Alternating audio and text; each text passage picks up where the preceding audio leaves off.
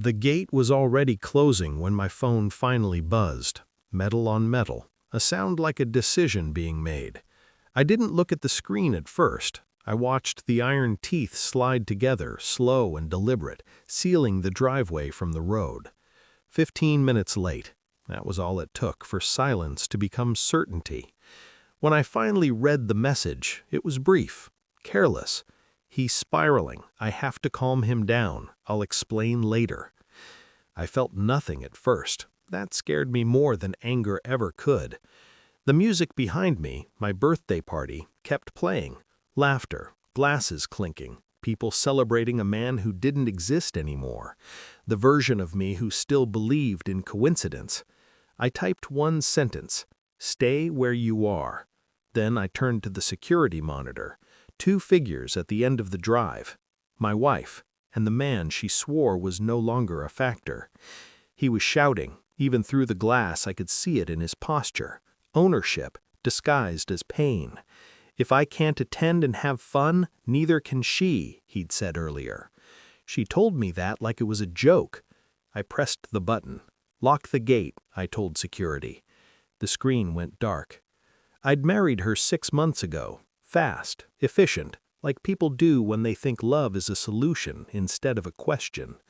She said her ex-husband was volatile, unstable, a chapter she'd closed but still feared.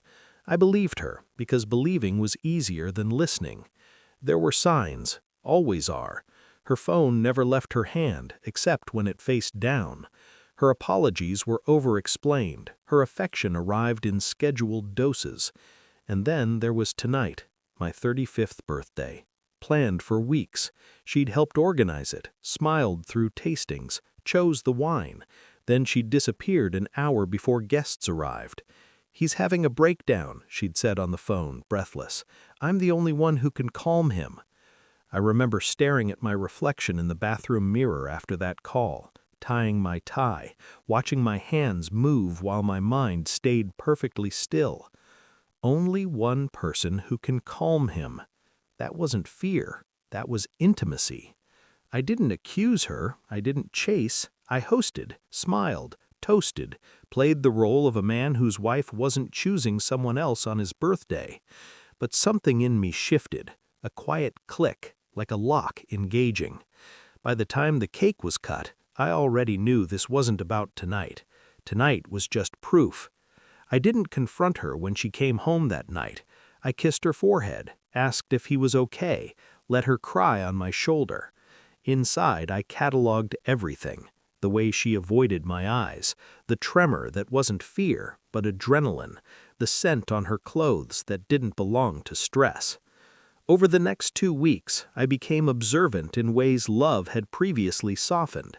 I checked phone records. Nothing obvious. Too clean. I watched patterns instead. Her absences, her excuses, the way his name still occupied space in her vocabulary, like a ghost she fed daily. I hired someone. Quiet, professional. They didn't take long.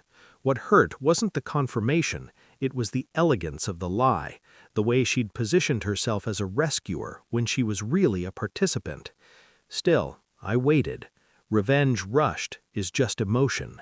Revenge delayed becomes control. So I planned my birthday do-over. Same house, same guests, same music, same gate. I didn't show her the photos, not at first. I waited until she mentioned him again, casually, like a reflex.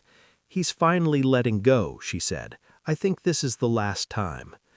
I slid my phone across the table. No words, just images. Her hand in his, her head on his shoulder, a kiss that wasn't accidental. She went pale, not from guilt, from exposure. "This isn't," she started. I raised a finger. Silence fell between us, heavy, sacred. "I know," I said. "I just wanted to see if you'd still lie." She cried, begged, explained, used every emotional lever she'd perfected over years. I listened. I felt nothing. Tonight wasn't about punishment. It was about symmetry. When the security camera chimed again, I looked. There they were, together, again. This time, she was pounding on the gate. He was screaming. I walked outside, stood just close enough for them to see me through the bars. She shouted my name. I didn't answer. He raged, threatened, demanded. I waited until he ran out of words. Then I leaned forward. If I can't have fun, neither can she, right? His face broke first. He realized what this was. Control. I turned and walked back inside. The music swelled. Later, when the guests were gone, the house was quiet. She was still outside when security finally opened the gate. I was already packed. I left the ring on the counter, the photos on the table, the truth in the air. I didn't look back. Some betrayals don't deserve anger. They deserve absence. And that night, as I drove away, I understood something clearly for the first time. I didn't lose my wife. I removed a lie from my life.